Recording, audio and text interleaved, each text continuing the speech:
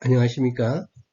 서울과기대 연합 TMC 특화 프로그램 관련 특허를 설명할 서울시립대학교 김주식이라고 합니다. 제가 오늘 소개시켜드릴 기술은 폐타이어 처리용 2단 열분해 장치, 이를 이용한 폐타이어 처리 방법 및 시스템이 되겠습니다. 저는 주로 열분해 및 가스화를 연구하는 사람입니다. 그 대상으로서는 폐타이어, 폐플라스틱, 즉 이들 두 개는 폐합성수지라고 이야기를 할 수가 있는데요. 폐합성수지, 그 다음에 바이오매스, 이것이 제가 주로 연구하는 대상들입니다. 오늘은 그 중에 폐타이어의 열분해, 이 부분을 설명을 좀 드리고자 합니다.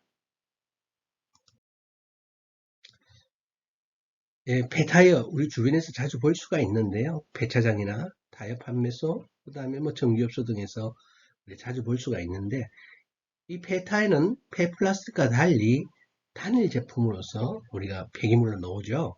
그리고 해수할 장소도 일정 정해져 있습니다. 그렇기 때문에 이 폐타이어는 재활용하기 굉장히 적합한 품목입니다. 즉 재활용을 했을 케이스에 경제성이 제고가 되어지는 측면이 있습니다. 현재 폐타이어는 우리나라를 비롯한 선진국에서는 시멘트 소성의 보조 연료로 주로 사용되어지고 있죠. 또 부분적으로는 폐타이어를 갈아서 여러 가지 고무 제품을 만들든지 또는 기타 콘크리트 같은데 필러로서 집어넣어서 우리가 활용을 하고 있습니다. 이런 것들은 흔히 말해서 머티리얼 리사이클링이라고 이렇게 이야기를 하고 있습니다. 폐타이어 재활용 시장이요.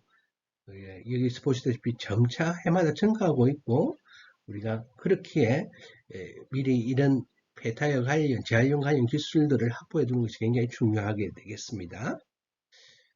오늘 제가 좀 소개시켜 드릴 내용은 폐타이어를 2단계로 열분해하는 방법, 이런 장치를 좀 설명을 시키고, 그 주목적은요, 이렇게 2단계까지 하는 것은 좀 복잡하지만은, 그리고 황이 적은 열분해율을 생산해야 됩니다. 그래서 이런 황이 적게 들어있는 열분해를 생산하기 위해서 우리가 2단계 열분해 반응기가 연결되어져 있는 장치를 좀 소개시켜 드리고자 하는데, 이러한 장치는 우리가 폐플라스틱, 그 다음에 바이오매스 등에도 적용되어질 수 있는 적용성이 광범위한 그런 장치라고 말씀을 드릴 수가 있습니다. 먼저 대표들을 보시죠. 대표들을 보시게 되어지면은 여기 폐타이어 공급이 되어져 있습니다. 폐타이어를 우리가 스크루 피드를 통해서, 사일로부터 스크루 피드를 통해서 반응 부분으로 전달합니다. 전달할 때 1차 반응기에서 먼저 분해가 되어집니다. 여기서 분해가 되어지면은 우리가 이 폐타이어에 있는 황이 있습니다. 우리가 타이어 제조 시 가황 공정으로 해서 황을 첨가를 해서 폐타이어 미케니컬 프로퍼티를 개선시키는데요. 타이어가 타이어로서 존재하게끔 만들어주는 거죠, 결국은. 이 황이 굉장히 타이어 제조 시 가장 중요한 역할을 하지만은 폐타이어 처리 시 굉장히 큰 문제가 되어집니다. 황이 많은 오일을 예를 들면 연소를 한다 이렇게 하게 되면 삭스 문제를 피할 수가 없거든요. 그래서 황이 제거되어진 아주 그런 좀 깨끗한 열분해율을 생산하는 것이 굉장히 중요하죠. 그래서 지금 폐타이어 들어오면 1차 열분해기에서는 폐타이어를 조금 마일드하게 2차 열분에 비해서 좀 마일드한 조건에서 분해해서 여기 있는 황을 먼저 빼냅니다. 황을 좀 빼내고 H2S로 주로 넣는데 그 위에 소량의 오일들이 좀 나오기도 합니다. 크게 많지는 않아요. 대부분의 폐타이어들은 2차 열분해기인 유동층에서 열분해 되어져서 오일 및 그 다음에 타이어 제조 시 들어가 있는 카본 블랙들이 열분의 차로 포집이 되어지죠. 고체, 오일, 그 다음에 나머지 가스들은 또 연료용으로 사용이 되어질 수가 있습니다. 중요한 포인트는요, 1차 1분의 산물과 2차 1분의 산물이 각각 독립적으로 빠져나올 수 있도록 우리가 질소를 중간에 투입을 해서 섞여지는 것을 우리가 방지를 하고 있는 시스템이 되겠습니다.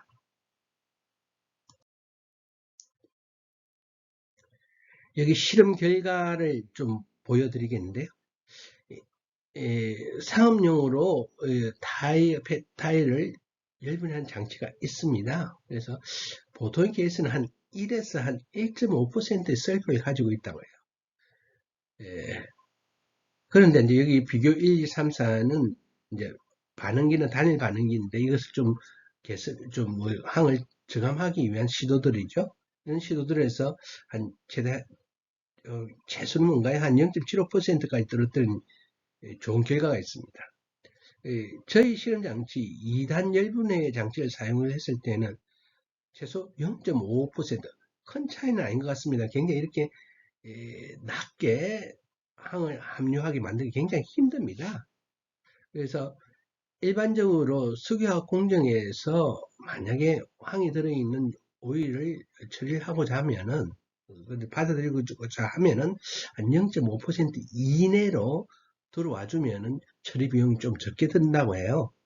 그래서 이런 0.5%의 가장 근접한 값을 가지고 있죠. 그래서 다른 공정에 비해서 굉장히 낮은 황을 가지고 있게 되어진, 황을 함유하게 되어지는데, 이거는 어거 반응에서 1차적으로 H2S를 빼내고, 요 얻은 오일들은 유동층에서 얻은 오일들이거든요. 여기 있는 황함량이 그러면 줄어들겠죠. 황함량뿐만 아니라 이 질소 함량도 1차 반응기에서, 즉 오거 반응기에서 아모니아 형태로 제거되어지기 때문에 굉장히 낮은 그 질소 함량과 황함량이 낮은 오일을 해소할 수 있다. 이것이 이 장치의 가장 큰 특징이 되겠습니다. 기술 도면을 다시 간단하게 좀 다시 말씀드릴까요? 이게 오거 반응기가 있고요. 좀 세로로 세워지니까 좀 더 현실적이네. 유동층 반응기가 있습니다. 이 직접적으로 연결되어져 있는 포인트고요. 중요한 포인트고요. 그 사이에 우리가 N2를 투입을 할 수 있는 시스템이 되어져 있습니다. 그렇게 해서 여기에서 공급되어지면은 여기서 베타에 공급되어지면 1차적으로 열분에서 열분의 3분은 빠져나오고 그 다음에 나머지 잔류물들 이것이 대부분의 베타의 중량을 다 차지하고 있습니다. 여기서 유동층에서 열분해 되어져서 우리가 열분의 산물인 차와 오일과 가스를 해소를 할 수가 있게 되어집니다.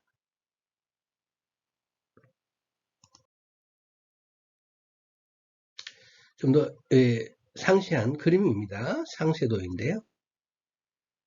자, 여기가 사일러죠. 그래서 이 폐타이어 열분해 할 때 이 장치는 타이어를 취입 형태나 분말 형태로 갈아서 투입을 합니다. 그 다음에 여기가 보이시는 것이 스크루 피드로 여기에서 우리가 여기 첫 번째 반응기는 오거 반응기에 우리가 베타를 공급을 합니다. 오거 반응기 온도는 최소 200도, 그 다음에 일반적으로 한 400도까지 유지를 합니다. 이 온도가 어떻게 설정되어지는지 다음에 좀 설명을 좀 드리겠습니다만 여기에서 1차 열분해 시키게 되어지면은 열분의 전기가 나오는데 이 전기는 H2S를 많이 포함하고 있습니다. 그 다음에 이 전기 중에서 냉각되어지는 부분인데 소량의 물과 오일들이 좀 나오고요. 나머지 가스는 나중에 우리가 뽑아서 사용을 할 수가 있습니다. 오거 반응기에서 일단 황이 제거가 되어지면은 유동층 반응기에는 샌드들이 움직이고 있습니다. 샌드들이 움직이면서 열전단과 매스 트랜스퍼를 굉장히 좋게 하고 있는데 여기에서 대부분 열분해 되어져서 열분의 전기 중에 있는 차들이 우리가 약 30% 이상이에요. 여기서 해수가 되어지고 그 다음에 오일들이 캔칭 되어져서 해수가 되어지고 나머지 부분들은 가스가 나오는데요. 이 가스는 샌드가 유동을 하려고 하면은 가스를 밀어 넣어줘야 됩니다. 그래서 이 역할을 플루이다이징 미디엄이라고 이렇게 이야기하는데 이 가스가 생성가스가 플루이다이징 미디엄으로서 사용하고 그 다음에 일부는 일분의 반응이 허별 반응이기 때문에 경우에 따라서는 일분의 반응기 에너지 소스로서도 활용되어질 수가 있게 되겠습니다. 유동층 반응기의 온도는 보통 한 450도에서 600도 사이에서 온전히 되어지고 있습니다. 이렇게 높은 온도에서 운전되어지면은 대부분 고무들이, 타이에 있는 고무들이 분해되어져서 이렇게 생성물로 전환이 되어지게 되겠습니다. 자, 열분의 반응기 온도는 어떻게 정하느냐? 우리가 TGA를 우리가 실험을 해서 얻은 그래프죠. TGA 커브입니다. TGA, DTG 커브인데, 특히 DTG 커브를 보게 되어지면은 우리가 여기 이런 세 개가 뭔가요? 우리가 히팅 레이트에 따라서 이런 그래프가 좀 달라지는데, 가장 큰 특징은 우리가 분해가 두 군데서 일어나고 있다. 여기도 그렇지만은 분해가 주로 두 군데서 일어나고 있는데, 보통 첫 번째 분해는 200도씨에서 분해가 시작되어져서 400도 부근에서 맞춰지는데, 이 분해 구간은 주로 타이에 첨가된 셀프가 분해되어지는, 그래서 분해되어서 H2S로 주로 나오는 구간입니다. 그래서 오거 반응기를 한 200도에서 400도의 온도에서 우리가 오거 반응기를 맞춰서 실험을 실시하고요. 그 다음에 나머지 부분은 우리가 타이어에 들어가 있는 천연 고무라든지 합성 고무가 분해되어져서 열분의 산물이 나오는 곳이거든요. 그래서 여기에서는 약 한 400도에서 이상, 실질적으로 450도에서 한 6, 끝나는 게 한 600도 되면 완전히 분해가 다 되어지거든요. 그래서 그런 온도 범주 내에서 실험을 실시하고 있습니다.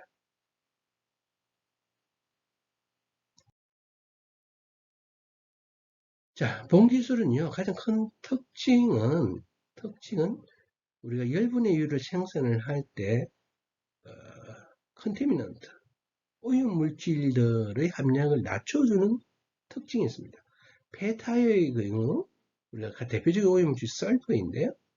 설퍼의 함량을 오거 반응기에서 우리가 설퍼를 제거를 함으로써 주 반응기인 유동층 반응기에서 생성된 오일에는 설퍼가 저감되어진 오일을 해소를 할 수가 있죠.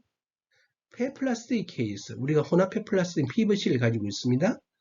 PVC 같은 것이 폴리유화빈 이런 것을 가지고 있으면은 열분의 유에는 우리가 클로라인이 있습니다. 클로라인이 있는 열분의 유를 만약에 연소를 시켜서 사용을 한다고 하면은 다이옥신이 나올 가능성이 굉장히 높죠. 예, 그래서 이 장치를 활용을 하게 되어지면 미리 클로라인 HCl 형태로 오고 반응기에서 빼내고 그 다음에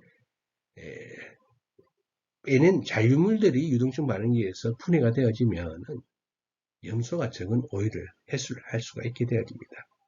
또한 마지막으로 바이오매스 같은 케이스에 이 투스테이지 반응기를 이용을 하게 되어지면은 오그 반응기에서는 우리가 헬마이셀루로즈가 주로 분해된 오일을 해소를 할 수가 있고 여기는 아세틱 액시드 등 그런 성분들이 많이 있습니다.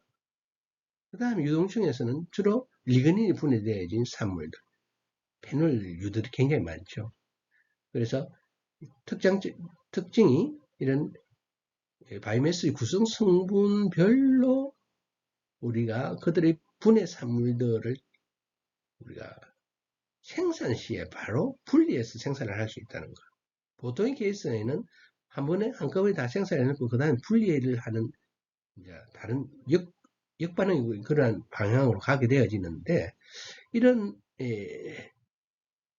생산을 했다 분리하는 과정은 굉장히 돈이 많이 들고 좀 비경제적이라고 볼 수가 있죠. 바로 그렇기 때문에 바로 생산할 때 이미 분리해서 생산하는 것이 훨씬 더 효과적이고 효율적입니다.